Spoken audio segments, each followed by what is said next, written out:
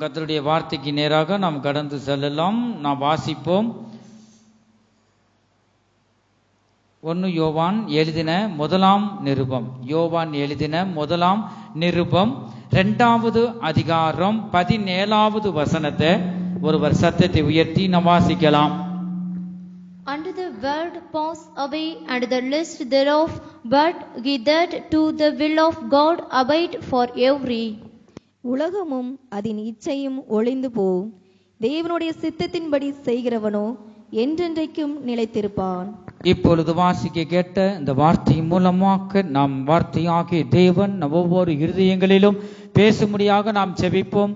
எங்கள் அன்பின் இயேசுவே, நாங்கள் உம்மை துதிக்கிறோம், ஸ்தோத்தரிக்கிறோம் அப்பா. இப்பொழுது நாங்கள் வாசிக்க கேட்ட உம்முடைய திரு வார்த்தையின் மூலமாய் வார்த்தையாகிய தேவன் ஒவ்வொரு இருதயத்திலும் நீங்க பேசுங்க. வார்த்தையாகிய தேவன் ஒவ்வொருவரையும் ஆசீர்வதிங்க. நீங்க பேசுங்க, நாங்கள் கேட்கிறோம். இயேசு கிறிஸ்துவின் மூலமாய் வேண்டிக் கொள்கிறோம் எங்க நல்ல பிதாவே, ஆமென். கர்த்தருடைய பரிசுத்த நாமத்திற்கு மகிமை உண்டாகட்டும். செய்தியின் தலைப்பு என்ன? தேவ சித்தம். தேவ சித்தத்தை நாம் செய்கிறவர்களாய் இந்த நாட்களில் ஒவ்வொருவரும் காணப்பட வேண்டும். ரட்சிக்கப்பட்ட, மூழ்கி ஞானஸ்தானம் எடுத்த, பரிசுத்த ஆவியின் அபிஷேகத்தை பெற்ற ஒவ்வொருவரும் தேவ சித்தத்தை நாம் செய்ய வேண்டும். கர்த்தருக்கு ஸ்தோத்திரம். இப்ப வாசிக்க கேட்ட இந்த வசனத்துல நாம் பார்க்கிறோம், உலகமும் அதன் இச்சையும் ஒளிந்து போம், தேவனுடைய சித்தத்தின்படி செய்கிறவனோ என்றென்றைக்கும் நிலைத்திருப்பான் என்று நாம் வாசிக்க கேட்டோம். கர்த்தருடைய பரிசுத்த நாமத்திற்கு மகிமை உண்டாகட்டும். அந்த உலகத்தில் உள்ள உலகமும் அதன் இச்சைகளும் நாம் பார்க்கிறோம், அதெல்லாம் ஒரு நாள் ஒளிந்து போகும் என்று தேவன் இந்த கால வேளையில நம்மோடு பேசுகிறார்.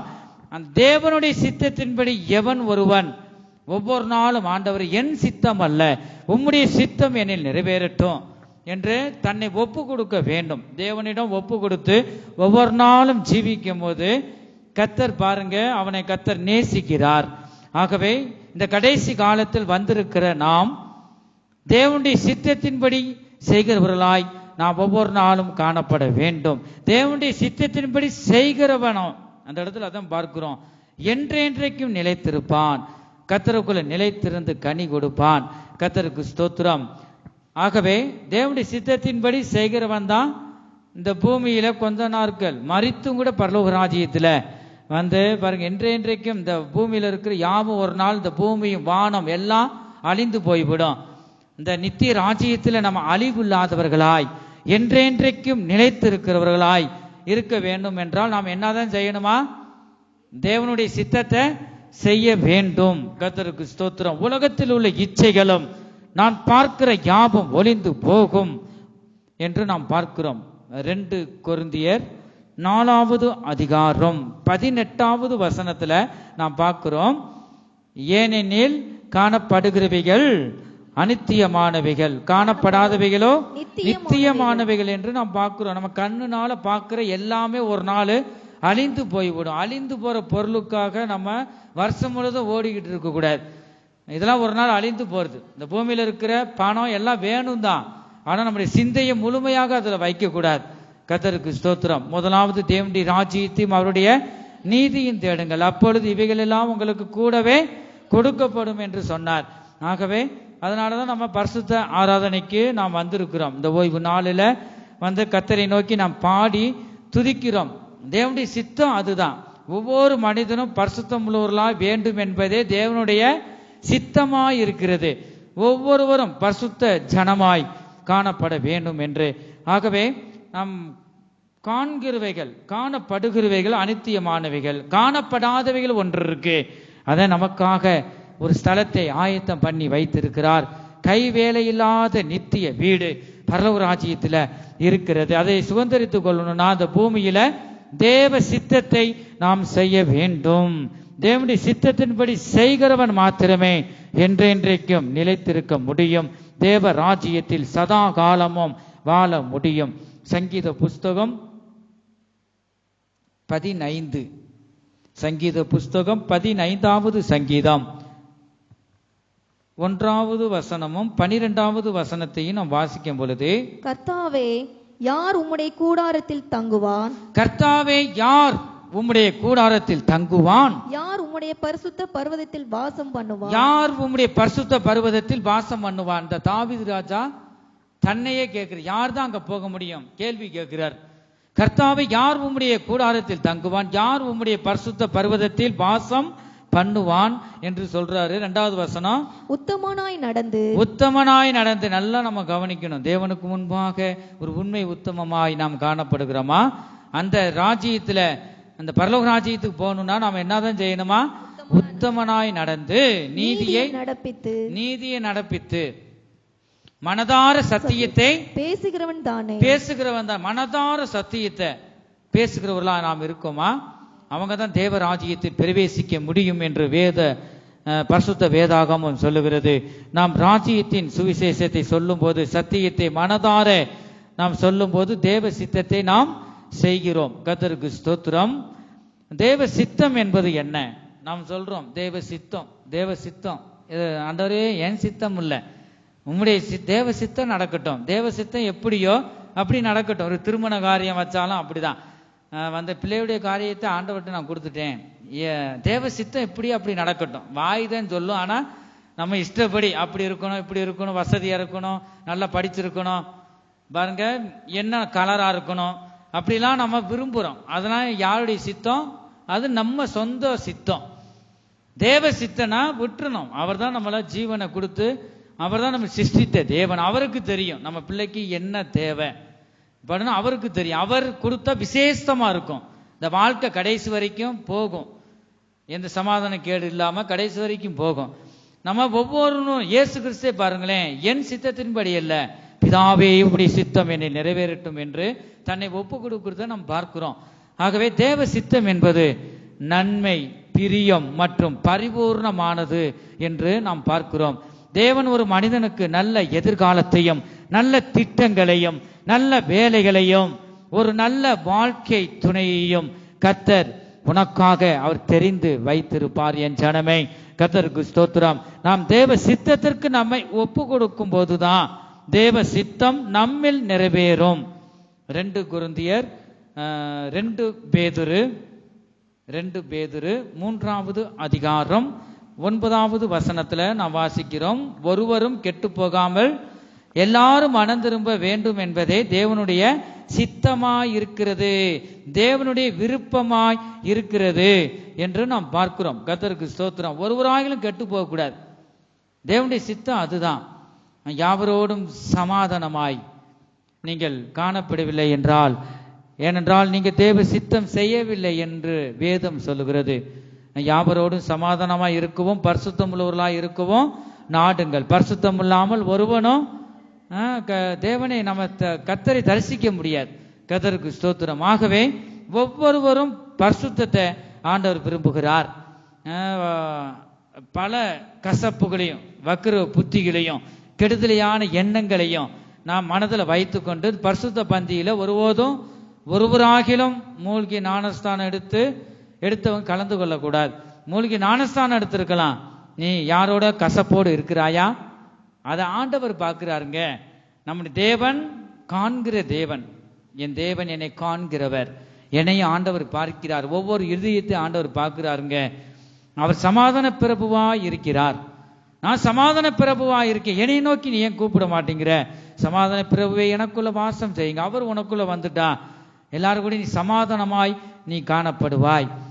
எல்லாரும் சமாதானமா இருக்கணும். நீ சமாதானம் பண்ணுகிறவர்கள், மத்தேயு சுவிசேஷத்துல பார்க்கிறோம், சமாதானம் பண்ணுகிறவர்கள் பாக்கியவான்கள். அப்ப அவர்கள் தேவனுடைய புத்திரர் எனப்படுவார்கள் என்று பார்க்கிறோம். அப்ப இன்னைக்கு சமாதானம் பண்ணும் போதுதான் என் பிள்ளை என்று ஆண்டவர் அங்கீகரிக்கிறாருங்க. நான் ஒரு சபைக்கு நான் வரலாம், ஒரு சபைக்குள்ள ஒருவருக்கு ஒரு வைராக்கியம், கசப்பு, இதெல்லாம் நம்ம இப்ப சாகும் போது கூட வரப்போதா? ஒன்னு மனதில் நினைச்சுக்குங்க, இப்ப ஆண்டவர் வந்தாலும் ஒன்றும் செய்ய முடியாது. எல்லாரும் காணாம டப்புன்னு ஒரு நிமிஷத்துல இந்த அதிசயம் சீக்கிரம் நடக்க போகுது. ஆகவே இந்த ரகசிய வரியில எடுத்துக்கொள்ளப்படும் போது நம்ம பார்ப்போம், ஆமா எல்லாம் எடுத்துக்கொள்ளப்பட்டாங்க, என்னை மன்னிச்சுக்க, தெரியாம நான் கசப்பு வச்சுட்டேன். கடைசி நேரத்தில் நீ கிருபையின் காலம் முடிஞ்சிடும். அதுக்கு பிறகு ஒப்புரவாகனா ஒன்றும் செய்ய முடியாது, கைவிடப்பட்ட நிலையிலே காணப்படணும். ஆகவே தேவன் சொல்கிற அந்த வார்த்தைக்கு நாம் கீழ்ப்படிந்து நாம் ஜீவிக்கும் போது, சமாதானமா இருக்கும் போது, இந்த சமாதானத்தின் கர்த்தர் நமக்குள்ள வந்து வாசம் செய்கிறார். ஒருவருக்கொருவர் பகை, விரோதங்கள், கசப்பு இவைகள் உங்கள் குடும்பத்தில், உங்கள் இருதயத்தில் இருந்தா தேவனுக்கும் உங்களுக்கும் உறவு இல்லைன்னு அர்த்தம். அப்படி வேதம் சொல்லுகிறது. நீங்கள் என்னிலும் என் வார்த்தைகள் உங்களிலும் நிலைத்திருந்தால் நீங்கள் கேட்டுக்கொள்வது எதுவோ அது உங்களுக்கு செய்யப்படும். அது ஆண்டவர் தருவார். ஆகவே நம்ம கால வேளையிலும் கூட அதைத்தான் ஆண்டவர் பேசுறார். எல்லாரும் நம்முடைய பிள்ளைய தான். விரோதியா இருக்கிறவனும் தேவனுடைய பிள்ளை தான். சமாதானமா வாழ்றவங்களும் அவருடைய பிள்ளை தான். இந்த சிறியோரு ஒருவராலும் கெட்டு போகக்கூடாதே, அவனுக்காக நான் மரித்து இருக்கிறேனே.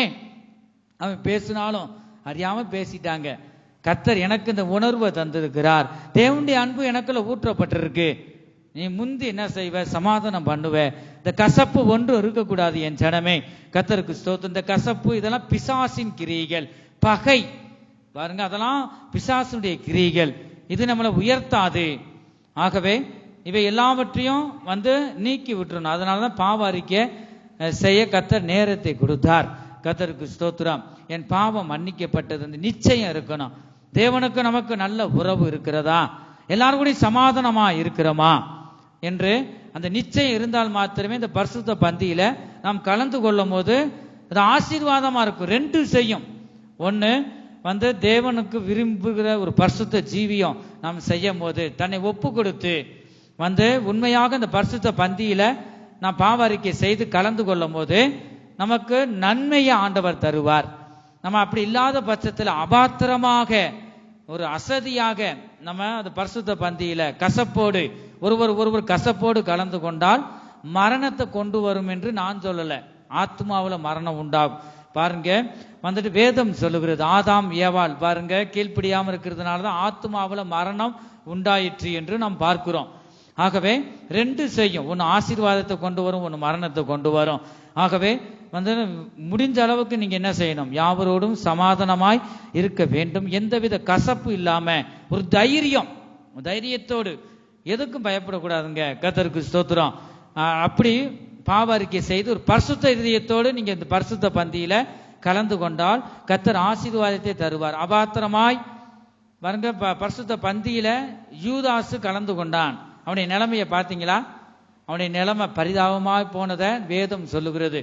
ஆகவே பின்னாடி மனஸ்தாபப்பட்டான், ஒன்னும் செய்ய முடியல. கர்த்தருக்கு ஸ்தோத்திரம். ஆகவே நாம் ஜாக்கிரதையாக இருக்க வேண்டும். யாருடமும் கசப்பு வைத்து கொண்டு பரிசுத்த பந்தியில வந்து கலந்து கொள்ளக்கூடாதுன்னு ஆண்டவர் பேசுறார். தேவனுடைய ஊழியக்கார் மூலமா ஆண்டவர் பேசுறாரு. இதையும் நீங்க துணிகரமா நீ சொல்லு, இந்த காதுல வாங்கி இந்த காதுல விட்டு துணிகரமா நீ செஞ்சேனா ஒன்றும் செய்ய முடியாது. கர்த்தருக்கு ஸ்தோத்திரம். ஆகவே நாம் பார்க்கிறோம், ஒருவர் கால ஒருவர் கழுவுங்கள். வேதம் சொல்றது, போதகராகி நானே கழுவுவேன்னா நம்மளாம் ஏமாத்திரும். இயேசு கிறிஸ்து சீசருடைய காலுகளை கழுவுனாரே. வருஷத்துக்கு 2 முறையாவது நம்ம என்ன செய்யணும்? இதை நம்ம செய்யணும். கர்த்தருக்கு ஸ்தோத்திரம். தாழ்மையை குறிக்குதுங்க. தன்னை தாழ்த்துறத நம்ம பார்க்கிறோம். இயேசு கிறிஸ்து அவர் தெய்வம், அவர் பாவமே இல்லை, பரிசுத்தம் உள்ள தேவன். இந்த அடிச்சுவடுகளை, அவர் வைத்த அடிச்சுவடுகளை நாம் பின்பற்ற வேணும் என்றுதான் ஆண்டவர் இந்த காரியத்தை வைக்கிறார். இந்த 12 சீசர் அவங்களுக்குள்ள ஒருவருக்குள்ள கசப்பா யாராயிலும் அந்த நாட்கள்ல இருந்திருப்பாங்க. அதனாலதான் எல்லாரும் உங்களுக்குள்ள நீங்க என்ன செய்யுங்க? சமாதானமா இருங்க. வாயில சொன்னா போதாது, வா கழுவு. முதலாவது அவர் சொல்லிட்டு போல அவர் சீசர் காலுகளை கழுவுனார். பாருங்க, கழுவும் போதுதான் பேதுரு கூட வேண்டாம் ஆண்டவரே, நீ சர்வ வல்லமையில ஏன் கால் நீ கழுவுறதா? அப்ப என்னிடத்திலிருந்து உனக்கு பங்கு இல்லைன்னு சொல்றார். கர்த்தருக்கு ஸ்தோத்திரம். பிறகு கழுவுறதே பார்க்கிறோம். ஒருவர் கழுவும் போது இதெல்லாம் ஏன்னா எப்படிப்பட்ட சண்டைக்காரர்களா இருந்தாலும் ரட்சிக்கப்பட்ட சபையில அப்படிதான் வருஷ கணக்கு பகை, பேச மாட்டாங்க. கர்த்தருக்கு ஸ்தோத்திரம். ஒரு குடும்பத்துல பொண்ணு எடுத்தவங்க தான் அவரு அந்நேரம், அவரு வேற, ஆனா அக்கா தங்கச்சியை கெட்டினவங்க. கர்த்தருக்கு ஸ்தோத்திரம். உண்மையா நடந்த சம்பவம். நான் ரட்சிக்கப்பட்ட சபையில விசுவாசியா இருந்த நாட்கள்ல பார்த்தார். அங்க உள்ள பாஸ்டர் ஏன் பேச மாட்டேங்கிறாங்க? 2-3 பேரு சொல்லிட்டாங்க. இதுதான் இப்ப மட்டும் இல்ல, எத்தனோ வருஷம் ஆச்சு. சொன்னவர்னா அவர் பேரை சொல்லிட்டார். ஒருவர் கால ஒருவர் கழுவணும். அங்க 3 மாசத்துக்கு ஒரு தரம் திருவிருந்து ஆராதனை, சிபிஎம் சர்ச். அவ பேரை சொல்லிட்டார். அவங்க எந்திரிச்சு போக முடியாதே. கர்த்தருக்கு ஸ்தோத்திரம். ஆக பேரை சொல்லி ஒருவர் கால ஒரு கழுவுங்க அவன் சொல்ல உடனே வந்து செஞ்சுதான் ஆகணும். யார் அவர் சொல்றாரோ அவங்க தான் ஒருவர் கால ஒரு கழுவணும். ஆனா அதுல வந்து ஜாதி உடைக்கப்படுது. கர்த்தருக்கு ஸ்தோத்திரம். இதுல ஆண்டவர் சும்மா சொல்லிட்டு போல. 12 சீசர்களும் பாருங்க ஒண்ணு போல இருந்திருப்பாங்க, அண்ணன் தம்பியா இருந்திருப்பாங்க, பலரும் இருக்கிறாங்க. இது ஜாதிய இவங்களுக்குள்ள இருக்க ஜாதி உடைக்கணும், ஆண்டவர் செஞ்சாருங்க. ரெண்டாவது தாழ்மையை குறிக்குது. மூன்றாவது தேவனுடைய வார்த்தைக்கு நாம் கீழ்ப்படிந்து செய்யறோம். 3 ஆசீர்வாதம். இந்த கீழ்ப்படியும் போது பாருங்க ஆண்டவர் ஆசீர்வதிக்கிறார், சும்மா இல்ல. கடைசிக்கு அவர் பேரை சொல்லிட்டாருன்னு சொல்லிட்டு அதுல மனப்பூர்ணமா ஒரு கால ஒருவர் வெறுப்பாத்தேன். அது என்ன பிரயோஜனம் இருக்கு? வேண்டாம் வெறுப்பா, சும்மா தண்ணியை கழுவிட்டு அப்படி கூட்டம் முடிஞ்சுச்சு. பாஸ்டருக்கு ரூமுக்குள்ள போய் இதெல்லாம் இந்த வேலையில நீங்க செய்யாதீங்க, ஏன்னா அவர் வசதியானவர், கோடீஸ்வரன். அவரு அதுக்கு கீழே அவரும் சாதாரண ஆளும் கிடையாது. அவரும் பொறுமையா இருந்துட்டாரு. இன்னொரு வாய் படிச்ச விசுவாசி எப்படி இருக்கும்? உருப்படுமா? ஒருபோதும் உருப்படாது. பாருங்க, அது போய் ரூமுக்குள்ள போய் அவரு அப்பத்தான் மாறி புதுசா வந்தவர். பிடிச்சு எப்படி நீ சொல்லுவ எல்லாருக்கும் முன்னாடி? அந்த கட்டாயத்தை இனிமேலாம் அப்பெல்லாம் பேர் சொல்லக்கூடாது. பாத்தீங்களா? தேவனுடைய ஆசீர்வாதம் இல்லைங்க. எவ்வளவுதான் பணம் இருந்தாலும் சமாதானம் இல்லை. என்னைக்கு தேவனுடைய ஊழியக்காரர்ல எதிர்த்து பேசுறோமோ தேவனை பேசுற மாதிரி வேதம் அதுதான் சொல்லுது. கர்த்தருக்கு இந்த தேவன் வச்ச இயேசு கிறிஸ்து வைத்த இந்த சட்டங்களையும் அவர் சொன்ன வார்த்தைகளை கீழ்ப்படியும் போது ஆசீர்வாதம் நமக்கு உண்டாகுது. அப்படியே இருக்கிறாங்க. ஒரு சபைக்கு வராங்கன்னா பலர் ஒண்ணு போல இருக்க மாட்டாங்க. எதுக்காக சபைக்கு வராங்க? தன்னை சரிப்படுத்தி நம்ம அதுதான் ஆண்டவர். எல்லாம் பரிசுத்தமாக யாரும் வரமாட்டாங்க, எல்லாரும் ஒவ்வொரு விதத்துல வருவாங்க. நீங்க பாவங்களை அறிக்கை செய்து இயேசுவை போல உங்களை நிறுத்த முடியாய், என்னை போல என் பிள்ளைகள் மாற வேண்டும் என்றுதான் அவர் ஊழியர் மூலமாக வசனத்தை கொண்டு உங்களை கடிந்து கொள்கிறார். கர்த்தருக்கு ஸ்தோத்திரம். கீழ்ப்படியவர்களுக்கு ஆசீர்வாதம் உண்டு. ஆகவே நீங்க இதையும் பகையை வைத்து இருக்கிறதுனாலதான் ஆவியானவர் ஊழியர் மூலமா பேசி பெயர் சொல்லி பாருங்க. அப்படி ஆனா அப்படி சொன்ன மற்றவங்க எல்லாம் எல்லாரும் மனப்பூர்ணமா என்ன செஞ்சாங்க? ஒருவர் இந்த தேவனுடைய வார்த்தை, மனுஷருடைய வார்த்தை இல்லையே, ஏசப்பா போதகராகி நீங்களே அந்த வானத்தின் பூமியையும் சிருஷ்டித்த தேவனே, இப்படிப்பட்ட தாழ்மை நாளை எம்மாத்திரம் மண்ணு அழிந்து போறது, சரீரம் ஒரு நாள் அழிந்து போறது. ஆகவே நான் மரித்தாலும் நீ வரும்போது நான் சரீரத்தோடு எழுந்திருக்க வேணுமே, இந்த ஆத்மா அழிந்து போயிடக்கூடாதே என்று அந்த நாட்கள் அப்படி கீழ்ப்படிஞ்சாங்க. கர்த்தருக்கு ஸ்தோத்திரம். ஆகவே யாருடைய கசப்பு வைத்து கொண்டு ஒருபோதும் காணப்படக்கூடாது. கர்த்தருக்கு ஸ்தோத்திரம். நீங்க அவருடைய வார்த்தை கீழ்ப்படியும் போதுதான் நீங்க என்ன செய்றீங்க? தேவனுடைய சித்தத்தை நீங்க செய்யறீங்கன்னு வேதம் சொல்லுகிறது. எபேசியருக்கு எழுதின நிருபம் 5வது அதிகாரம் 17வது வசனத்தை ஒருவர் சீக்கிரம் எடுத்து வாசிப்போம். எபேசியருக்கு எழுதின நிருபம் 5வது அதிகாரம் 17வது வசனம். ஆகையால் நீங்கள் மதியற்றவர்களாயிராமல் கர்த்தருடைய சித்தம் இன்னதென்று உணர்ந்து கொள்ளுங்கள். போதும். கர்த்தருக்கு ஸ்தோத்திரம். ஆகவே நீங்கள் அந்த இடத்துல பார்க்கிறோம், ஆகையால் நீங்கள் மதியற்றவர்களாயிராமல் கர்த்தருடைய சித்தம் இன்னதென்று உணர்ந்து கொள்ளுங்கள். தேவனுடைய சித்தம் என்ன? அதை நான் உணரணும்ல. கர்த்தருக்கு ஸ்தோத்திரம். அநேக இடங்கள்ல அதைத்தான் பார்க்கிறோம். திருமண காரியத்துல கூட பிள்ளை எதை விரும்புது சற்று நேரம் அதோடைய ஆலோசனையை நம்ம கேட்கணும். ரெபேக்காள் அந்த நாட்கள்ல கூட அவனுடைய வாயின் வார்த்தையை நம்ம கேட்போம். அவங்க தாய் தகப்பன் சொன்னாங்கங்க. கர்த்தருக்கு ஸ்தோத்திரம். அப்ப அதே மாதிரி பிள்ளைகளுக்கு நம்ம இடம் தரணும். அது விரும்புறது அது சித்தம் என்னன்னு தெரியலையே. யாராக ஒருத்தர் விரும்பி இருக்கலாம், அது ஆவிக்குரிய பயனா என்னன்னு நம்மளும் என்ன செய்யணும்? பார்த்துட்டு அதை கர்த்தருடைய சமூகத்துல வைக்கணும். ஆண்டவரே, இந்த காரியம் உமக்கு சித்தமா? ஒரு சிலர் கேட்கவே மாட்டாங்க. நாங்க வச்சதுதான், நான் சொல்றதை நீ கேட்கணும். அப்படி பிடிவாதமாகவும் இருக்கக்கூடாது. கர்த்தருக்கு ஸ்தோத்திரம். நம்மளும் பிள்ளைங்க சொல்றதை நம்ம கேட்கணுங்க. நம்ம சொல்றது பிள்ளைங்க கேட்குதுங்க. நம்ம பிள்ளைங்க சொல்றதை கேட்டுட்டு இது தேவனுக்கு சித்தமா ஜெபம் பண்ணி ஆண்டவர் பேசுவார். ஊழியர் மூலமா, தீர்க்கதரிசியின் மூலமாய், இந்த பரிசுத்த வேதாகமத்துல இந்த வார்த்தை மூலமாய் அவர் பேசுவார். தேவன் சித்தத்துக்கு நம்ம ஒப்பு கொடுத்தா தான் பேசுவார். கர்த்தருக்கு ஸ்தோத்திரம். ஆகவே நம்ம வாசிக்கிறோம். வாசிங்க. எபேசியருக்கு எழுதின நிருபத்தில் நாம் பார்க்கிறோம் 5ஆம் அதிகாரத்தில் வாசிக்கும் போது தேவனுடைய சித்தத்தில் நாம் நடக்க வேண்டும் என்று தேவன் விரும்புகிறார். வீடுகளில் நீங்க படிச்சு பாருங்க. கர்த்தருக்கு ஸ்தோத்திரம். ஞானம் உள்ளவர்களாய் நடந்து கொள்ள வேண்டும். இந்த நாட்கள்ல ஞானம், உணர்வுள்ள ஞானமும் நமக்கு மிகவும் அவசியமாக இருக்கிறது. போன வாரம் என்ன செய்தி சொல்லுங்க பாப்போம். போன வாரம் என்ன வந்தவங்க சொல்லுங்க. பார்த்து சொல்லக்கூடாது. ஆவியின் வரங்களா? அது மட்டும்தான் மனதில் இருக்கு. தலைப்பு என்ன? போன வாரம் ஆண்டவருடைய வார்த்தை சொல்லுங்க பார்ப்போம். நோட்டை பார்க்க கூடாது. உணர்வுள்ள ஞானம் நமக்கு வேணும். பாருங்க, ஞானத்தை பற்றி தான் போன வாரம் ஆண்டவர் பேசினார். ஞானம் இல்லைன்னா, புத்தி இல்லைன்னா, குடும்பத்திலையும் சரி வியாபாரத்திலையும் சரி எதுவுமே இந்த புத்தி ஞானம் இல்லைன்னா ஒண்ணுமே ஜெயிக்க முடியாது. ஆக அதை பற்றி அதுக்கு முந்தின வாரம் என்ன சொல்லுங்க பார்ப்போம். நானே உன் பரிகாரியாய் கர்த்தர், அப்படி சொல்லணும். கர்த்தருக்கு ஸ்தோத்திரம். ஒவ்வொரு வாரம் இந்த வார்த்தை உங்களுக்குள்ள இருக்கா? நிலைத்து இருக்கணுங்க. நீங்கள் என்னிலும் என் வார்த்தைகள் உங்களிலும் நிலைத்திருந்தால்தான் நாம் கேட்டுக்கொண்டது ஆண்டவர் தருவார். ஆகவே ஞானமுள்ளவர்களாய் இந்த நாட்களில் நடந்து கொள்ள வேண்டும். ஆவியில் நிறைந்து தேவனுடைய உறவில் நாம் இருக்க வேண்டும். கர்த்தருக்கு ஸ்தோத்திரம். ஏதோ கத்துது உலருது சொன்னா சொல்லிட்டு போட்டோம். நீ ஆவியிலே நிறைந்தவர்களாய் தேவனுடைய வார்த்தையின் மூலமாய், தேவனுடைய வார்த்தை ஆவியும் ஜீவன் உள்ளதா இருக்கு. வேதத்தை நீ வாசித்து தேவனை நோக்கி நீ கூப்பிட வேணும். ஆவியில் நிறைந்து தேவனுடைய உறவில் இருக்க வேண்டும். ஒருவருக்கொருவர் வசனத்தினால் புத்தி சொல்ல வேண்டும் என்று வேதம் சொல்லுகிறது. ஒருவருக்கு ஒரு வசனத்தை கொண்டு நீங்க என்ன செய்யலாம்? புத்தி சொல்லலாம். குடும்பத்தில் இருக்க இப்படி இருக்கக்கூடாதுப்பா, காலம் கடைசி, நான் புத்தியாய் நான் வாழ வேண்டும் என்று ஒருவருக்கொருவர் நீங்க புத்தி சொல்ல வேண்டும் என்று வேதம் சொல்லுகிறது. எப்பொழுதும் எல்லாவற்றையும் குறித்து ஆண்டவர் நமக்கு செய்த நன்மையை நினைத்து தேவனை ஸ்தோத்தரிக்க வேண்டும். என்னதான் செய்யணுமா?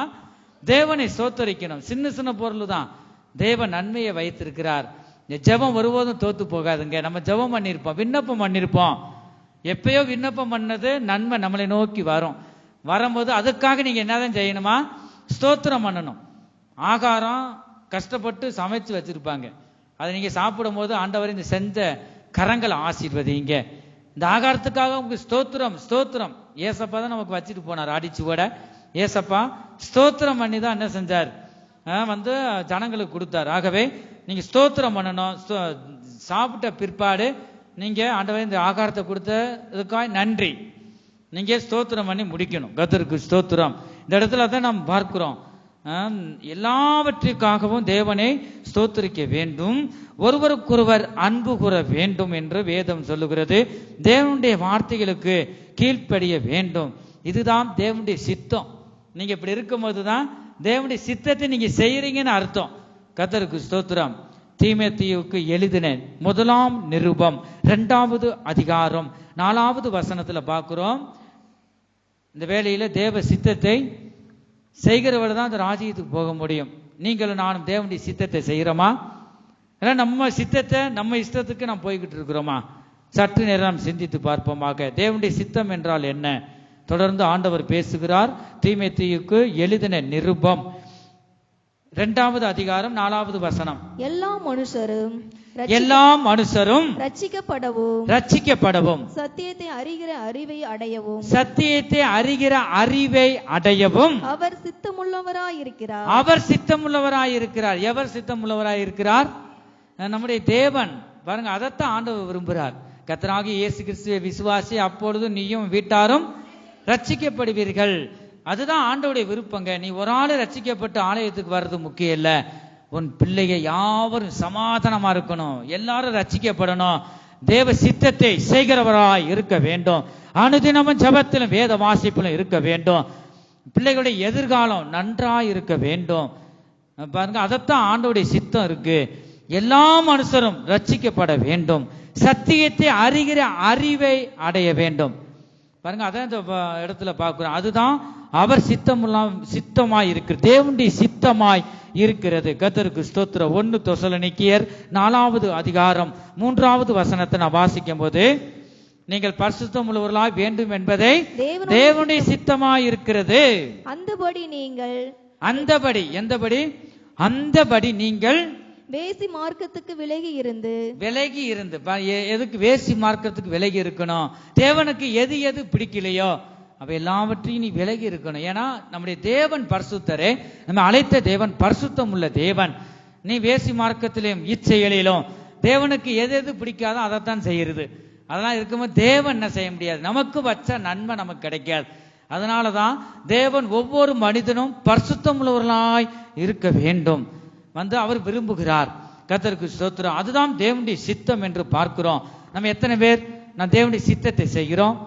ஒரு சில நேரங்களில் எதிர்த்து பேசிடுறோம். தாய் தகப்பனை எதிர்த்து பேசுற பிள்ளைகளும் சரி, நீ தேவனுடைய சித்தத்தை செய்யலைன்னு அர்த்தம். தாய் தகப்பனுக்கு கீழ்ப்படியணும் என்று தேவனுடைய கட்டளையா இருக்கிறது. அதே மாதிரி தாய் தகப்பனும் பிள்ளைகளை நீங்க எப்படி பிள்ளைகிட்ட பேசணும், பிள்ளைகளுக்கு முன்பாக எப்படி நடந்து கொள்ள வேண்டும் என்று ஆண்டவர் அதையும் நோக்கி பார்க்கிறார். ஆகவே ஒருவருக்கொருவர் கணவன் மனைவிக்குள்ள உங்க பேச்சுகள் எப்படி இருக்கிறது என்று ஆண்டவர் நோக்கி பார்க்கிறாருங்க. கர்த்தருக்கு ஸ்தோத்திரம். ஆகவே என்னை கனம் பண்ணுகிறவனை நான் கனம் பண்ணுகிறேன்னு சொல்றார். ஆகவே இந்த கடைசி நாட்கள்ல வந்திருக்கிற நாம் தேவ சித்தம் செய்கிறவராக இருக்கிறோமா? நான் பெருமையோடு தேவனுடைய வார்த்தையின்படி அவருடைய கட்டளைகளை கை கொண்டு கூடணும் மட்டும் நம்ம என்ன பிரயாசப்படும் போது கர்த்தர் சகலத்தில் நடக்க கர்த்தர் உதவி செய்கிறார். கர்த்தருக்கு ஸ்தோத்திரம். அப்படி இருக்கும் போதுதான் தேவனுடைய சித்தத்தை நாம் செய்கிறோம். எது எது எங்கெங்க போகக்கூடாதோ அங்கையெல்லாம் வெறுக்கணும். மோசையெல்லாம் பாருங்க, அத்தனை இஸ்ரவேல் ஜனங்கள் சும்மா நடத்தல. கர்த்தருக்கு ஸ்தோத்திரம். வாசிக்கிறோம், அனித்தியமான பாவ சந்தோஷங்களை அனுபவிப்பதை பார்க்கிறோம் தேவ ஜனங்களோட பாடுகளை அனுபவிப்பதை நலம் என்று தெரிந்து கொண்டார். அப்படி வாசிக்கிறோம். கர்த்தருக்கு ஸ்தோத்திரம். ராஜா அரண்மனையில இருக்கிற அந்த பாருங்க அந்த மோச சொல்றார். ஆகவே அது தேவ சித்தத்தை செய்யும்படியாக தன்னை ஒப்பு கொடுத்தார். நாம் இந்த வேளையிலும் கூட நம்முடைய ஜீவியம் எப்படிப்பட்டதாக இருக்கிறது? பரிசுத்த வேதாகமத்தில் நாம் பார்க்கிறோம், தேவ சித்தம் செய்யாதவர்களின் நிலைகள் என்ன? பழைய ஏற்பாடிலும் புதிய ஏற்பாடிலையும் நாம் பார்க்கிறோம், தேவ சித்தத்தை செய்யாதவர்களின் நிலைகள், அவங்க வாழ்க்கை என்னவா போச்சு நாம் வாசிக்கிறோம். சபைக்கு வர்றவங்க தான் தேவ சித்தம் செய்யாதவர்களின் நிலைகளை பற்றி பரிசுத்த வேதாகமத்தில் கர்த்தர் சொல்லுவதை பார்க்கிறோம். சிங்காசனத்தை இழந்து போனார்கள் என்று பார்க்கிறோம். சவுலை பற்றி நீங்க பார்க்கும் வீடுகளில் நீங்க படிச்சு பாருங்க. 1 சாமுவேல் 13வது அதிகாரத்துல இருக்கிறது. கர்த்தருக்கு ஸ்தோத்திரம். இந்த இடத்துல பார்க்க சிங்காசனத்தை இழந்து போனான் சவுல். தேவ சித்தத்தை செய்யல. பழைய ஏற்பாடுல நாம் பார்க்கிறோம். 2வது தேவ மகிமையை இழந்து போனார்கள். ஆதியாகமம் 1வது அதிகாரம் 2வது வசனமும் 3வது வசனத்தையும் நீங்க வாசிக்கும் போது ஆதாம் ஏவாள் பாருங்க, அவங்க தேவ மகிமையை இழந்து போவதை பார்க்கிறோம். தேவனுடைய ஆசீர்வாதம் இருந்தது, அவங்க கீழ்ப்படியாமையினால, தேவனுடைய வார்த்தைக்கு கீழ்ப்படியாமையினால தேவனுடைய மகிமையை இழந்து போனவர்களாய் காணப்பட்டார்கள். கர்த்தருக்கு ஸ்தோத்திரம். நாம் 3வது தேவ அழைப்பை இழந்து போனார்கள். இவர்கள் யார் சொல்லுங்க பார்ப்போம். தேவனுடைய அழைப்பை இழந்து போனான் ஒரு மனிதன். பழைய ஏற்பாடு தான். சொல்லுங்க பார்ப்போம், யார் அது? தேவனுடைய அழைப்பை இழந்து போனவங்க. அதனால சத்தியத்தையும் அறிவீர்கள், சத்தியம் உங்களை விடுதலையாக்கும். சத்தியத்தை அறியணும். கர்த்தருக்கு ஸ்தோத்திரம். நியாயபதிகள் 13வது அதிகாரம் நீங்க குறிச்சு வச்சு வீடுகளில், நேரம் இல்ல, நீங்க குறிச்சு வச்சு வீடுகளில் பாருங்க. சிம்சோன் தேவ அழைப்பை என்ன செஞ்சிட்டானா? இழந்து போய்விட்டான். நியாயபதிகள் 13வது அதிகாரம் 5வது வசனத்துல நாம் பார்க்கிறோம். தேவனுடைய அழைப்பை இழந்து போனவன் யார்? பேர் என்ன? சிம்சோன். 4வது ஆத்துமாவை இழந்து போனார்கள். என்னாகமும் 22வது அதிகாரத்துல நாம் பார்க்கிறோம்.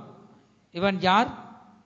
பிலேயாம் என்று நாம் பார்க்கிறோம். கர்த்தருக்கு ஸ்தோத்திரம்.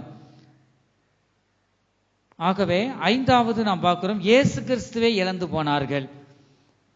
யூதாஸ் மத்தேயு எழுதின சுவிசேஷம் 10வது அதிகாரம் 4வது வசனத்திலையும், மார்க்கு எழுதின சுவிசேஷம் 3வது அதிகாரத்திலையும் நாம் வாசிக்கிறோம். இந்த யூதாஸ் பாருங்க நல்ல ஒரு பட்டத்தை கொடுத்த ஆண்டவர். 12 சீசர்ல ஒருவனாக இருந்தான். ஆனா இயேசு கிறிஸ்துவே இழந்து போய் விட்டான். இயேசுவை காட்டி கொடுத்து இந்த யூதாஸ் பாத்தீங்களா? நாம அப்படி இருக்கக்கூடாது. கர்த்தருக்கு ஸ்தோத்திரம். ஆவிக்குரிய ஐக்கியத்தை ஒரு சில கூட்டம் இழந்து போனார்கள் என்று வேதம் சொல்லுகிறது. அநேகரை நாம் பார்க்கிறோம். நாம் தேவனுக்கு முன்பாக நம்முடைய ஜீவியம் எப்படிப்பட்டதாய் இருக்கிறது என்று நம்மை நாமே இந்த வேளையில ஆராய்ந்து, நம் இருதயத்தை ஆராய்ந்து பார்ப்போமாக.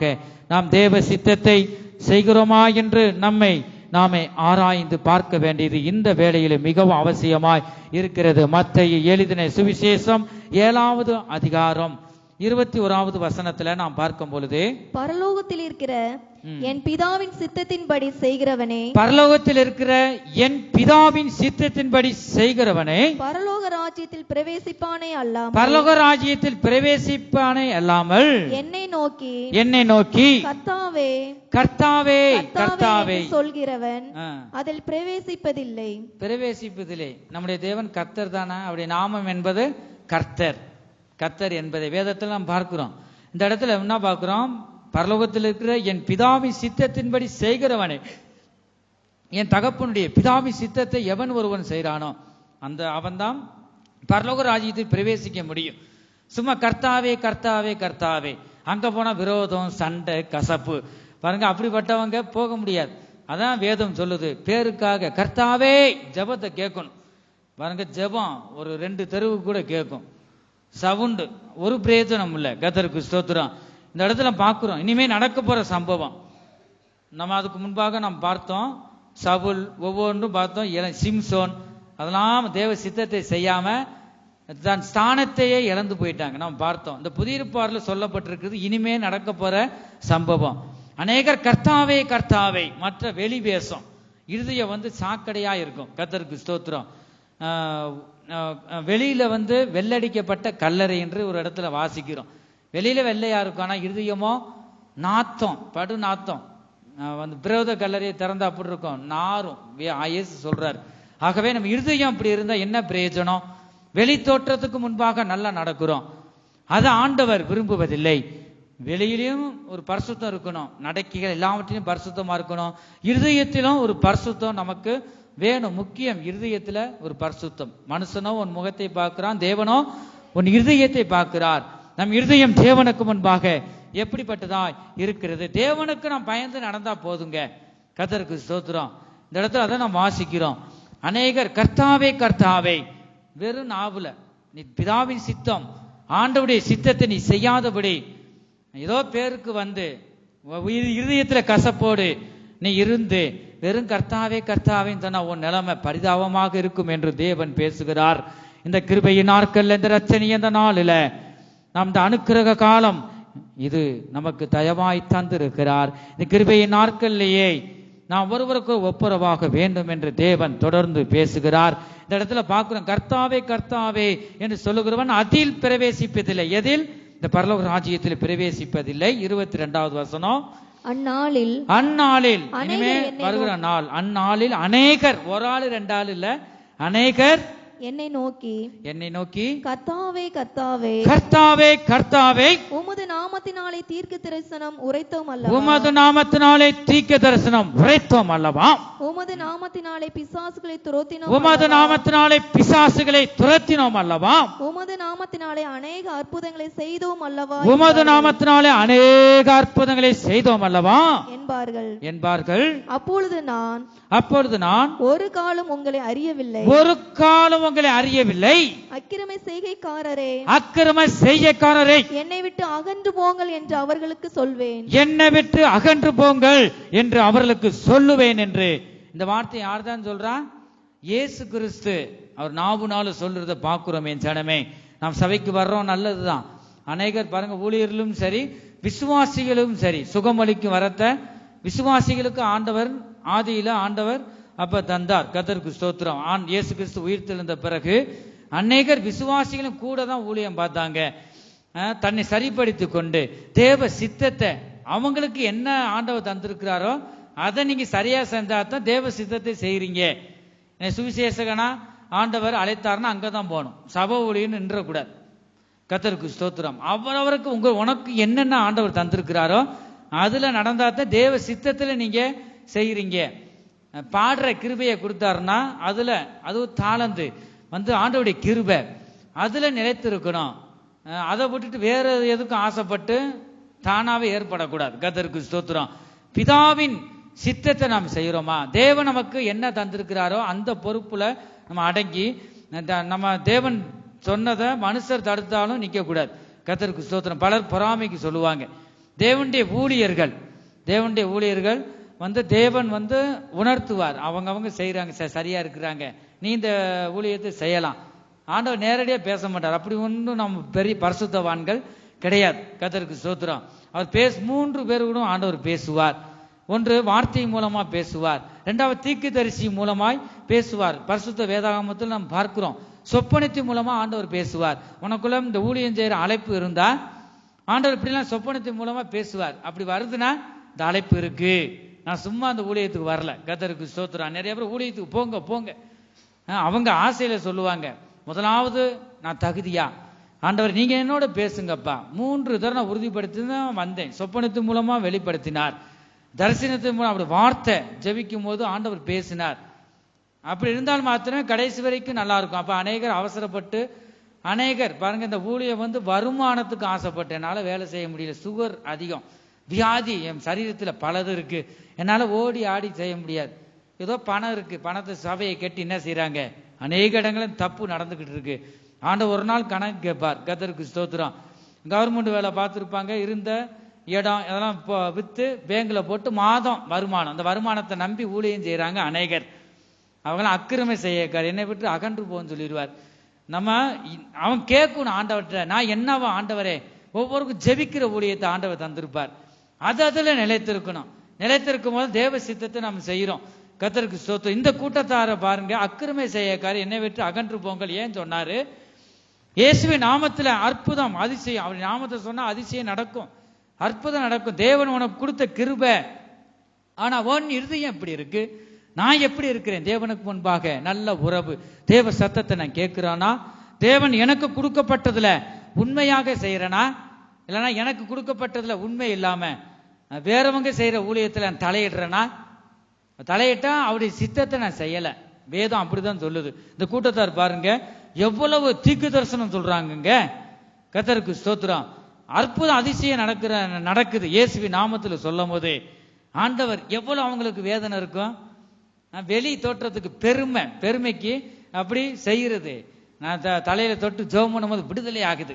ஒரு நாள் நீ மாட்டிக்கிற ஆண்டவருக்கு முன்னாடி. கர்த்தருக்கு ஸ்தோத்திரம். தேவனுக்கு முன்பாக நான் என்னவா இருக்கிறேன், தேவன் எனக்கு கொடுத்ததுல நான் உண்மை உத்தமமா செய்யறேனா, அதுதாங்க தேவ சித்தம். சின்ன காரியமா இருக்கலாம். சபைகளோட சபையில நம்ம பார்க்கிறோம், ஜெபம் முடிஞ்சதும் கூட்டி பெருக்குங்க நம்ம சொன்னோம் பாருங்க. கர்த்தருக்கு ஸ்தோத்திரம். ஆகவே அதை அவங்க தான் பெருக்குறாங்கன்னு நினைக்கும். அவங்களுக்கு ஒத்தாசையை நம்ம என்ன செய்யணும். சாப்பிட்ட தட்டக்கு விலக்கி வைங்க. ஒவ்வொன்றுங்க அந்த மைக்கு எல்லாம் எடுத்து வைக்கலாம். காலையில வந்து பாய்களை போட்டு கூட்டி பெருக்கி, ஓய்வு நாள் நீங்க ஒவ்வொன்றும் செய்யும் போது சாப்பிட்ட தட்டை நீங்க விளக்குறது சாதாரண காரியம் இல்லை. அந்த நாட்களில் பேதுரு பாருங்க, நாங்க போதிக்கிறதுலையும் தேவ சமூகத்தில் இருக்கிறத நாங்க தரித்து கொள்வோம். அதுல இருக்கோம். பந்தி விசாரிப்புக்கு 7 பேரை தேர்ந்தெடுக்கிறாங்க. அவங்கள உயர்த்திட்டாங்க. எங்க அப்போஸ்தலர் 12 சீசரை விட வந்து அவங்க வேதத்தை நீங்க வாசித்து பார்த்தீங்கன்னா தெரியும், கிறிஸ்துன்னு உயர்த்திட்டார். ஏன்னா அவங்க தாழ்மை, எச்சி தட்ட விளக்குறதா அப்படி அவங்க சொல்லவே இல்லை. பந்தி விசாரிப்பு தாழ்மையா. இந்த நாட்கள் கூட ஒரு சிலர் நான் பார்க்கும்போது தன்னை தாழ்த்தி இந்த வேலையெல்லாம் செய்யறத ஆண்டவர் பார்க்கிறார். கர்த்தருக்கு ஸ்தோத்திரம். எனக்குன்னு அவங்க செய்யிட்டு நம்ம இருக்கக்கூடாது. இதுலயும் நீங்க ஒரு மனதை நீங்க காமிக்க வேண்டும். கர்த்தருக்கு ஸ்தோத்திரம். பந்தி விசாரிப்பு 7 பேரை தெரிந்து கொண்டார். அதுல கர்த்தர் ஸ்தேவான், பிலிப்பு, இந்த அவங்கெல்லாம் கர்த்தர் உயர்த்தினாருங்க. கர்த்தருக்கு ஸ்தோத்திரம். அது தேவ சித்தத்தை நம்ம செய்யறோம். இதெல்லாம் நம்ம விழுந்த கடமை. அது மாத்திரமல்ல, சுவிசேஷம் சொல்றதா, ஒருவருக்குற புத்தி சொல்றதுலயும் உங்களுக்குள்ள இருக்கிற அந்த கிருபை உங்களை அறியாம வெளிப்படும். அடிக்கடி அது வருதா, சரி அதுதான் தேவ சித்தம், அதுல நீங்க செய்யணும். யாரோ ஒருவர் வந்து ஜெபிக்கிறத பார்த்து அதுபோல ஜெபிக்கிறது அது ஒருபோதும் இருக்கக்கூடாது.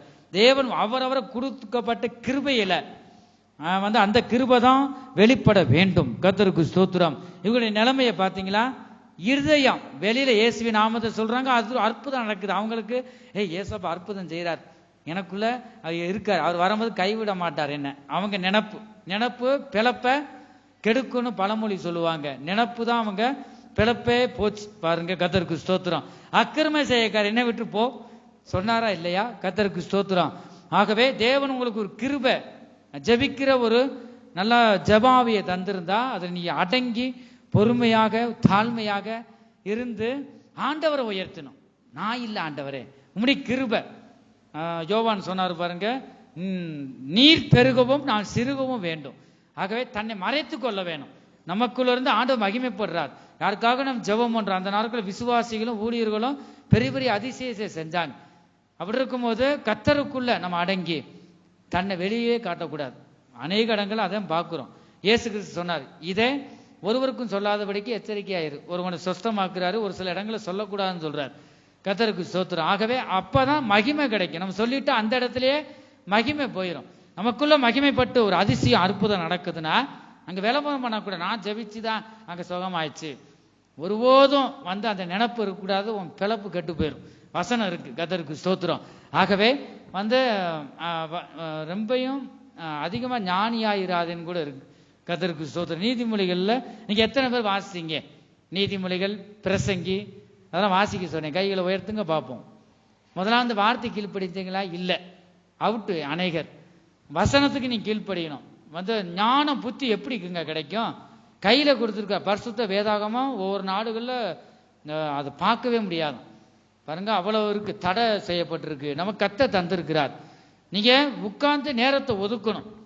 கர்த்தருக்கு ஸ்தோத்திரம். சும்மா இந்த காதுல வாங்கி விட்டுறக்கூடாது. இந்த பாருங்க, இந்த ஜன கூட்டத்தாரை நோக்கி தான் சொல்லியிருக்கிறார். இந்த இடத்துல ஊழியர்கள் விசுவாசிகளையும் தான் நாம் பார்க்கிறோம். அவங்க இருதயம் போதிக்கிறாங்க. அற்புதம் அதிசயம் இயேசுவின் நாமத்தில் சொல்றாங்க. அவங்க இருதயமா எப்படி இருக்கா? இருள் அடைஞ்சிருக்கிறது, அந்தகாரப்பட்டு இருக்கு. அதான் ஆண்டவர் சொன்னார். ஆகவே நம்ம இந்த விஷயத்தை நம்ம தேவ சித்தத்தை செய்யறோமா? அவங்க பலது செய்யறாங்க. ஆனா அதன்படி என் ஜீவியம் எப்படி இருக்கு? ஒரு அதிசயம் அற்புதம் நடக்கும். இயேசு கிறிஸ்துவே பாருங்க, அவர் தெய்வம். அவர் ராம் முழுவதும் பிதாவுடன் கேட்பாராம், ஆண்டவரே உங்களுடைய சித்தம் என்னை நிறைவேறட்டும். பகல்ல எங்கெங்க போனோம், நீங்க எங்க நியமிச்சு வச்சிருக்கீங்க, நீங்க வெளிப்ப அதுக்கேற்ற கிருபைகளை ராத்திரி நேரத்தில் இருந்து தேவனிடம் அதிகாலையிலும் தேவனை பெற்றுக்கொண்டுதான் இந்த ஊழியத்தை பார்த்தாருங்க. கர்த்தருக்கு ஸ்தோத்திரம். ஆகவே நாம் எச்சரிக்கையில் உள்ளவா இருக்கணும். எச்சரிப்பு உண்டாகும்படி இவைகள் எல்லாம் நமக்கு எழுதப்பட்டிருக்கு. கர்த்தருக்கு ஸ்தோத்திரம். அநேகர் பாருங்களேன் அந்த இடத்துல அதை ஆண்டவர் கதவை தட்டுவாங்க. அதுல ஒரு கூட்டத்தார நம்ம பார்க்கிறோம். உன்னை அறியேன் என்று சொல்லுவார் என்று பார்க்கிறோம். மத்தேயு எழுதின சுவிசேஷம் 25வது அதிகாரம் 1-13 வரை நான் வாசிக்கும் பொழுது, அப்பொழுது பரலோக ராஜ்யம் தங்கள் தீவெட்டிகளை பிடித்து கொண்டு மணவாளனுக்கு எதிர்கொண்டு போக புறப்பட்ட 10 கன்னிகைகளுக்கு ஒப்பாய் இருக்கும். அவர்களில் 5 பேர் புத்தி உள்ளவர்களும் 5 பேர் புத்தி இல்லாதவர்களுமாய் இருந்தார்கள். அதுலயே 2 கூட்டத்தார். அந்த 2 கூட்டத்தாரும் எங்க தான் வருதா? ஒரே சபைக்கு தான் வருது. 5 பேர் புத்தி உள்ளவர்கள், 5 பேர் புத்தி இல்லாத ஜனம். போன வாரம் என்ன பார்த்தோம்? உணர்வுள்ள ஞானமும் புத்தியும் வேணும் என்று. புத்தியுள்ள ஸ்திரியோ தன் வீட்டை கெட்டுகிறாள், புத்தி இல்லாத ஸ்திரியோ தன் கையினால அதை இடித்து போடுகிறாள் என்று பார்க்கிறோம். கர்த்தருக்கு ஸ்தோத்திரம். ஆகவே புத்தி நமக்கு மிகவும் அவசியம். புத்தி உள்ளவர்களை, பரிசுத்தம் உள்ள ஜனங்களை, சிந்தையில் சுத்தம் உள்ள ஜனங்களை, இயேசு கிறிஸ்துவின் இரத்தத்தால் கழுவப்பட்ட ஜனங்களை மாத்திரமே சேர்க்க அவர் மத்திய ஆகாயத்தில் வெளிப்பட போகிறார். இந்த இடத்துல பார்க்கிறோம், ஒரு சபைக்கு வர்றவங்க தான். ஒரு சபைக்கு வர்றவங்க எல்லாருக்குமே புத்தி இருக்குமா? அது புத்தி இல்லாத என்ன செஞ்சிடும்? வாயை விட்டு 2 ஏதாவது பேசி அதுக்கு வந்த கிருபையை இழந்து போயிடும். கர்த்தருக்கு ஸ்தோத்திரம். யோனா புஸ்தகத்தில் நாம் பார்க்கிறோம். ஆகவே புத்தி இருக்கிறவங்க என்னதான் செய்வாங்க? அவருக்காக ஜெபம் பண்ணுவாங்க. உங்களை துன்பப்படுத்துறதுக்காக ஜெபம் பண்ணுங்கள் ஆண்டவர் சொன்னாரே. அது புத்தி உள்ளவங்க. துஷ்டனா கண்டா தூர போகணும் அந்த உலகத்துல சொல்லுவாங்க. கர்த்தருக்கு ஸ்தோத்திரம். ஆகவே இந்த நாட்கள் நம்ம காத்துக்கொள்ளணுங்க. நம்ம காத்துக்கொள்ளணும். வசனத்தை கொண்டு நம்ம காத்துக்கொள்ள வேண்டும். என் இருதயத்துல தகாதவைகள் போயிடக்கூடாது. என் கண்கள் தகாதவைகளை பார்க்க கூடாது. யார் யாரு பார்க்கிறாங்களோ இல்லையோ நம்ம நினைப்போம், தாய் தாப்பன் பார்த்துக்கிட்டா இருக்க போறாங்க, நான் இருக்கிற ஒரு இடம், இவங்க இருக்கிறது எவ்வளவு தூரத்துல இருக்காங்க. அப்படி அல்ல, நான் உன்னை காண்கிற தேவன். ஆண்டவர் சொல்றார், எப்பொழுது நாம் தேவனுக்கு உண்மை உத்தமமா இருக்கணும். எப்பொழுதும் அவரை நம்மளை பார்க்கிறார். 2வது தாய் தகப்பனுக்கு நாம் உண்மை உள்ள பிள்ளைகளாய் காணப்பட வேண்டும் என்று வேதம் சொல்லுகிறது. இந்த இடத்துல நாம் பார்க்கிறோம், புத்தி உள்ளவர்களாய் இந்த கடைசி காலத்தில் நாம் காணப்பட வேணும். அதுக்கு நம்ம நல்ல புத்தி இருக்கும். அது கெடுக்கிறதுக்காக பிசாசு பலதை கொண்டு வருங்க. அதெல்லாம் ஜெயிக்கணும். நமக்கு என்னதான் வேணுமா? தெளிந்த புத்தி. இந்த 1 பேதுரு நினைக்கிறேன் அவர் சொல்றாரு, தெளிந்த புத்தியுள்ளவர்களாய் இருங்கள் என்று அவர் சொல்றார். கர்த்தருக்கு ஸ்தோத்திரம். வாசிங்க 3வது வசனம். புத்தி புத்தி இல்லாதவர்கள் இல்லாதவர்கள் தங்கள் தீவெட்டிகளை எடுத்து கொண்டு போனார்கள், என்னையோ கூட கொண்டு போகவில்லை. என்ன எதை குறிக்குதா? சொல்லுங்க, என்ன எதை குறிக்குது? பின்னாடி உள்ளவங்க சொல்லுங்க, என்ன எதை குறிக்குது? யாரு சொன்னது? அபிஷேகம். அப்ப என்ன எதை குறிக்கும்? அபிஷேகத்தை குறிக்குதுங்க. அந்த கடைசி நாட்கள்ல நம்ம கொடுத்த அந்த அவர் வரும்போது முத்திரையாக அவர் கொடுத்திருக்கிறார் பாருங்க. அதுதான் நான் எபேசியருக்கு எழுதின நிருபத்தில் நான் வாசிக்கிறோம். கர்த்தருக்கு ஸ்தோத்திரம். இந்த அபிஷேகம் முத்திரை என்று சொல்லப்பட்டிருக்கு. ஆகவே இந்த புத்தி இல்லாதவங்க எதை தான் கொண்டு போல? அபிஷேகத்தில் நிறைஞ்சு வீட்டுக்கு நீ கிளம்பி வரும்போது வீடுகளில் நீங்க ஜெபம் பண்ணி ஆவியில் நிறைந்து வந்தவர்களாய் காணப்பட வேண்டும். கர்த்தருக்கு ஸ்தோத்திரம். ஆராதனை பகுதியிலும் கூட எல்லாரும் கைதட்டி ஆராதிக்கிறாங்க. அதுலயும் புத்தி உள்ளவங்க யார், புத்தி இல்லாதவங்க யார் என்று ஆண்டவர் நோக்குறார். கெட்டின பாருங்க, தலையில இருக்க முக்காடு கூட ஒரு சில முக்காடு போடாம ஆராதிப்பாங்க. அப்படி இருக்கக்கூடாது. அப்படி முக்காடு இல்லாம இருந்தா முடி தலைமுடியே மொட்டை போடு, அப்படி இருக்கு வசனம். இந்த பவுல் சொல்றார். ஆகவே நாம் ஆவில் நிறையணும். எதற்கு வெக்கப்படக்கூடாது? புத்தி உள்ளவங்க புத்தியாக நடந்து கொள்வாங்க, புத்தியாக பேசுவாங்க. நல்லா புத்தி உள்ளவங்க சத்தத்தை உயர்த்தி சொல்லுங்க, ஹல்லேலூயா. புத்தி இல்லாதவங்க சொல்லுங்க, ஹல்லேலூயா. ஜாக்கிரதையாக நம்ம இருக்க வேண்டும். கர்த்தருக்கு ஸ்தோத்திரம். ஆகவே இனிமே நடக்க போறதை பத்தி தான் ஆண்டவர் சொல்லியிருக்கிறார். இந்த இடத்துல நாம் பார்க்கிறோம், அவங்க புத்தி இல்லாதவங்க எண்ணெயை கொண்டு போல. அதான முக்கியம். சொல்லுங்க, வந்துட்டு வீட்டுக்கு வரும்போது ஆலயத்துக்கு போறோம், ஆண்டவர் வீட்டில இருந்து கிளம்பும் போது எனக்கு கிருபையை தாங்க, இன்றைக்கு நீ கொடுத்த கிருபையை, புது புது கிருபையை, அதிகாலையில் எனக்கு தந்த கிருபையை நீங்க தாங்க. இந்த கிருபை ஆராதனை பகுதியில, பாடல் பகுதியில வெளிப்படட்டும். எத்தனை பேர் நம்ம ஜெபம் பண்ணிட்டு வந்திருக்கிறோம். அவங்க தான் புத்தி உள்ளவங்க. அந்த புத்தி இல்லாத ஜனம் எண்ணெயை கொண்டு வரல. எண்ணெய் இல்லாம எதுக்கு நீ சபைக்கு வர? எண்ணெய் இல்லாம நீ இருந்தா அங்க ராஜ்யத்துக்கே போக முடியாது என்று ஆண்டவர் சொல்றார். உன்னை அறிய நீ யாருப்பா? நீ யாரு? முதலாவது உன்னை ஒருபோதும் பார்த்தது இல்லையே, என் சித்தத்தை நீ செய்யலையே. பாருங்க, அப்படிதான் இந்த கீழே உள்ள வசனத்துல நாம் பார்க்கிறோம். கர்த்தருக்கு ஸ்தோத்திரம். எண்ணெயோ கூட கொண்டு போகல. புத்தி உள்ளவர்கள் தங்கள் தீவெட்டிகளோடு கூட தங்கள் பாத்திரங்களில் எண்ணெயும் கொண்டு போனார்கள். பாத்தீங்களா? எண்ணெயையும் கொண்டு போனார்கள். அதான் புத்தியுள்ள ஜனம். அவங்க புத்தியாக பேசுறாங்க. கடைசி நேரத்துல புத்தியா நடந்து கொள்ளாம ஒரு சில புத்தி இல்லாம நடந்துகிட்டு கடைசியில புலம்புவாங்க. ஒரு பிரயோஜனமும் இல்லை. கர்த்தருக்கு ஸ்தோத்திரம். வாசிங்க. மணவாளன் வர தாமதித்த போது அவர்கள் எல்லாரும் நித்திரை மயக்கமடைந்து தூங்கிவிட்டார்கள். யாரு தூங்கிட்டா? 5 புத்தி உள்ள ஸ்திரியா? புத்தி இல்லாதவங்களா? புத்தி இல்லாதவர்கள். புத்தி இல்லாதவங்களா? நல்லா வாசிங்க பாப்போம். மணவாளன் வர தாமதித்த போது எல்லாருமே, அவர்கள் எல்லாருமே, இந்த 5 புத்தி இல்லாதவங்க மட்டும் தூங்கல. நல்லா கவனம். நிக்கிறவன் விழாதபடிக்கு எச்சரிக்கையா இருக்க கடவன். ஆண்டவர் சொல்லுவார். இப்ப ஆண்டவருடைய வார்த்தை அவர் பேசிக்கிட்டே இருக்க. என் இருதயத்துல ஒரு பயம் ஆண்டவரே, நான் உமக்கு முன்பாக எப்படி இருக்கிறேன், ஏதாவது சரி நீங்க உணர்த்துங்க, நான் கேட்டுக்கிட்டு இருக்கேன். ஆனா நிக்கிறவன் விழாதபடிக்கு எச்சரிக்கையா இருக்க கடவன். ஒவ்வொரு நாள் எப்படிப்பட்ட மனிதனா இருந்தாலும் எல்லாரும் மண்ணு தான், மண்ணுக்கு போறவங்க தான். கர்த்தருக்கு ஸ்தோத்திரம். குறைவுள்ள வகை தான். யாருமே பரிசுத்தவான் என்று சொல்ல முடியாது.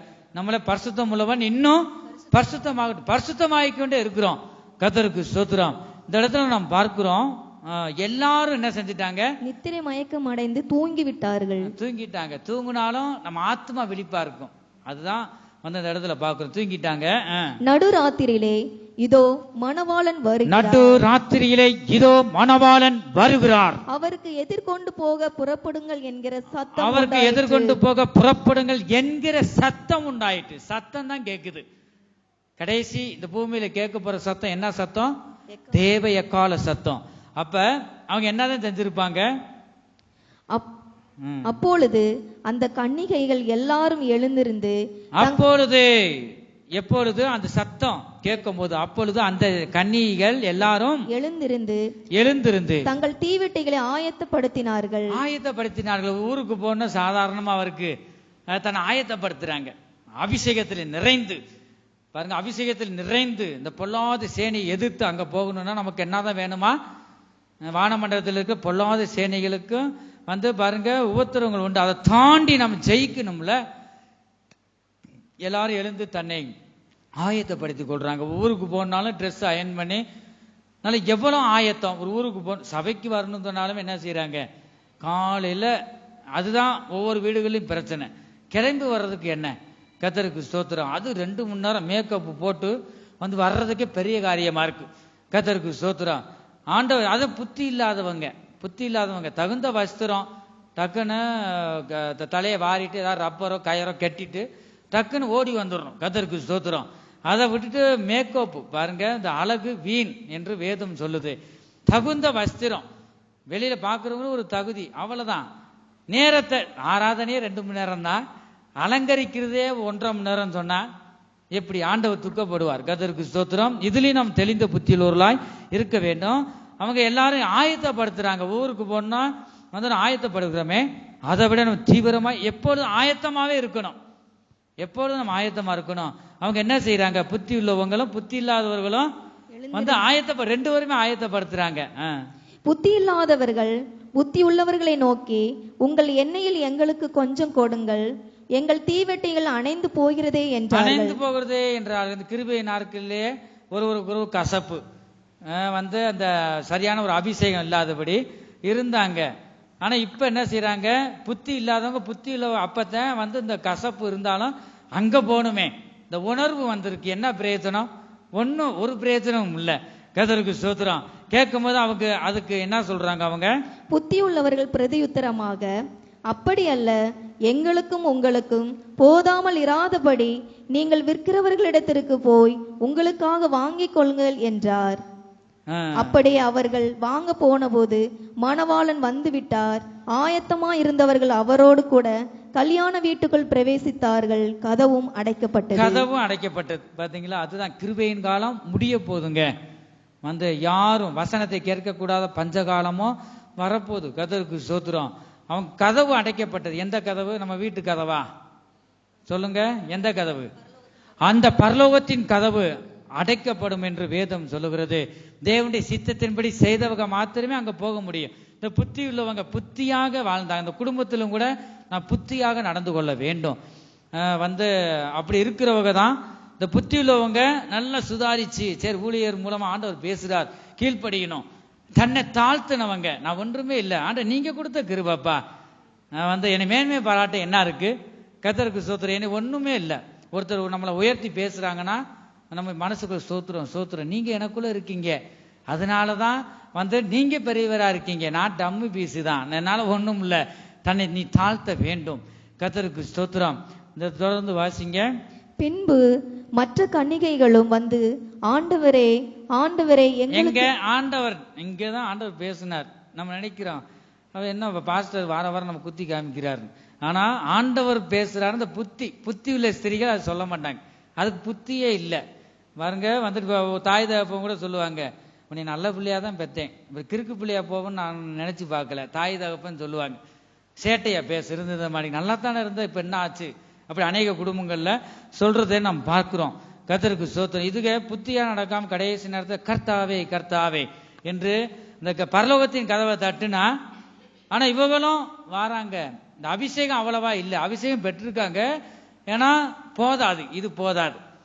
குறைவு உள்ளவங்க வெளிப்படுத்தல் விசேஷத்துல பார்க்கிறோம், உன்னிடத்தில் ஒரு குறைவு உண்டு, நிறைவா இருக்கிறவங்களை தான் அவர் சேர்ப்பார். ஒரு குறை இருந்தாலும் அங்க போக முடியாது. நீங்களோ நானோ, இந்த வசனம் எல்லாருக்கும் தான். கர்த்தருக்கு ஸ்தோத்திரம். அந்த கடைசி நேரத்துல கதவை தட்டுறாங்க. இந்த பூமியில புத்தியா நடந்து கொள்ளாம இப்ப அறிவு வருது. தட்டுனா என்னதான், ஒண்ணும் செய்ய முடியாது. கர்த்தருக்கு ஸ்தோத்திரம். வாசிங்க. ஆண்டவரே ஆண்டவரே எங்களுக்கு திறக்க வேண்டும் என்றார்கள். அதற்கு அவர், உங்களை அறியேன் என்று மெய்யாகவே உங்களுக்கு சொல்கிறேன் என்றார். உங்களை அறியேன். நீங்க யாரு, ஏன் தட்டிக்கிட்டு இருக்கீங்க, தொந்தரவு பண்ணிக்கிட்டு இருக்க? என் கிருபையின் நாட்கள் உனக்கு கொடுத்த இறக்கம் முடிஞ்சிருச்சு. ஆகவே நீ யார்? இனி வந்து வசனம் கூட சங்கீத புஸ்தகத்துல பார்க்கிறோம், குமாரன் கோபம் கொள்ளாமலும் அப்படி பார்க்கிறோம். அந்த நேரம் நம்ம நினைக்கிறோம் நம்ம அன்பின் தேவன் தான். ஆனா இந்த கதவு அடைக்கப்பட்டுருச்சுன்னா அவருடைய கோபத்தை பார்த்தா அவ்வளவுதான், ஒரு மனுஷன் எரிஞ்சு போயிடுவோம். அவ்வளவு நான் கொடுக்கப்பட்ட கிருபை இழந்துட்டேன். எத்தனோ தரம் தீர்க்கதரிசி மூலமா, ஊழியர் மூலமாய், என் வார்த்தை மூலமா நான் பேசினேனே, நீ அடங்காம எதிர்த்து பேசிக்கிட்டு இப்போ போயிட்டு வந்து நீ தட்டிக்கிட்டு இருக்கிய பாருங்க. அப்படி ஒரே வார்த்தையிலே சொல்லிட்டார், உன்னை அறியேன். எவ்வளவு ஒரு வேதனையா இருக்கும் பாருங்களேன். அந்த புத்தியாக நாம் நடந்து கொள்ளணுங்க. நம்ம ஆலயத்துக்கு வர்றது நல்லதுதான். நான் யார்? தேவ சித்தத்தை நான் செய்கிறவனா இருக்கிறேனா, இல்லை என் சித்தத்தின்படி மனுஷருடைய சித்தத்தின்படி நான் செஞ்சுக்கிட்டு இருக்கேனா? நீங்க சற்று நேரம் இருதயத்தின் திருவார்த்தை மூலமாக நம்மை நாமே ஆராய்ந்து பார்ப்போமாக. கதவுகள் அடைக்கப்படுகிறதுங்க. அவங்க என்ன சொல்றாங்க? பின்பு மற்ற கன்னிகைகளும் வந்து, எத்தனாவது வசனம்? இப்ப கடைசியா வாசித்த வசனம் 12வது. அதற்கு அவர், உங்களை அறியேன் என்று மெய்யாகவே, மெய்யாகவேனா சொல்லுங்க, பின்னாடி இருக்கிறவங்க சொல்லுங்க, மெய்யாகவேனா என்னது? உண்மையாகவே உங்களுக்கு சொல்லுகிறேன் என்றார். மனுஷகுமாரன் வரும் நாளிகையாவது நாளிகையாவது நீங்கள் அறியாதிருக்கிறபடியால் விழித்திருங்கள். விழிப்புள்ள நைட்ல தூங்காம உட்கார்ந்து இருக்கிறதா சொல்லுங்க. விழித்திருங்கள்னா என்ன, எதை குறிக்குது? ஜெபம். உங்க ஆத்மா, இந்த ஆத்மா விழிப்புள்ளதா இருக்கும். சரீரம் நல்லா தூங்கும், ஏன்னா வேலை பார்த்துருக்குறோம். அப்படி இருந்துட்டு நீங்க வசனத்தை தப்பா புரிந்து கொண்டு நைட்லாம் பகல்லையும் வேலை பார்த்துட்டு நைட்லாம் விழித்து இருக்கணும். ஏசு எப்ப வர சரீரத்தோட விழிப்பு இருக்கக்கூடாது. சரீரம் தூங்கினாலும் ஆத்மா விழிப்புள்ளதா இருக்கணும். அநேக இடங்கள்ல ஊழியக்காரர் கூட சொல்லுவாங்க, விடிய விடிய உனக்கு சொப்பனம் வருதா, என்னப்பா ஆச்சரியமா இருக்கு, நீ தூங்க மாட்டியா? அப்பதான் நான் சொல்லுவேன், நல்ல சரீரத்தை நல்ல தூக்கம், காலைல எந்திரிச்சு ஆரோக்கியமா இருப்பேன், இந்த ஆத்மா விழிப்புள்ளதா இருக்கும் அப்படி நான் சொல்லுவேன். ஆகவே நம்ம ஆத்மா விழிப்புள்ளதா இருக்கணும். இந்த புத்தியுள்ள ஸ்திரீகள் பாருங்க, எப்போ அவர் வருவார், என் இயேசு வருவார், இந்த ஆத்மாவில் அப்படி விழிப்பு சொப்பனத்தின் மூலமா அதுவும் பேசுறார் ஆண்டவர். ஆகவே எல்லாரும் எழுந்து நிற்பமாக. நம்முடைய ஜீவியம் தேவனுக்கு முன்பாக எப்படிப்பட்டதா இருக்கிறது? கர்த்தர் ஒவ்வொருவரையும் நோக்கி பார்க்கிறார். நீ தேவனுடைய சித்தத்தை நீ செய்கிறவளாய் நீ காணப்படுகிறாயா? இல்லை என்றால் நம்முடைய ஒவ்வொருடைய சித்தத்தை நாம் செய்கிறோமா? உலகமும் அதன் இச்சையும் ஒளிந்து போம், தேவனுடைய சித்தத்தின்படி செய்கிறவனோ என்றென்றைக்கும் நிலைத்திருப்பான் என்று நாம் வாசிக்க கேட்டோம். ஒவ்வொருவரும் நம்மை ஒப்பு கொடுப்போமாக. இந்த பரிசுத்த பந்தியில நாம் கடந்து போவதற்கு முன்பாக ஒவ்வொருவரும் நம் இருதயத்தை திருவார்த்தைக்கு முன்பாக நம்மை ஆராய்ந்து பார்ப்போமாக. தேவனுடைய சித்தத்தை நான் உண்மையாக செய்கிறனா, இல்லைனா தேவனை நான் துக்கப்படுத்தின அநேக நேரங்கள் இருக்கிறதா? அப்படி இருந்தால் மன்னியும் என்று தேவனை நோக்கி நீ கூப்பிடு. ஒவ்வொரு நாளும் நம்மை சுத்திகரித்துக் கொள்வோமாக.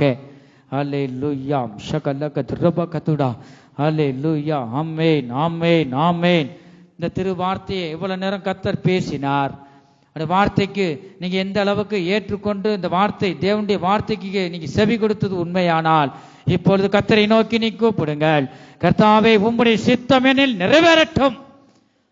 என் வாழ்க்கையிலே என் குடும்பங்களிலும் சரி, சின்ன சின்ன காரியமா இருந்தாலும் சரி, என் குடும்ப சூழ்நிலை யாவையும் உன் கரத்துல வைக்கிறேன். என் சித்தத்தின்படி அல்ல, பிதாவே உம்முடைய சித்தம் என்னை நிறைவேறட்டும் என்று இயேசு சொன்னாரே. இயேசு கிறிஸ்து நமக்கு வைத்த அடிச்சுவடை நாம் பின்பற்றுகிறோமா? தேவ சித்தத்தை நாம் செய்கிறோமா?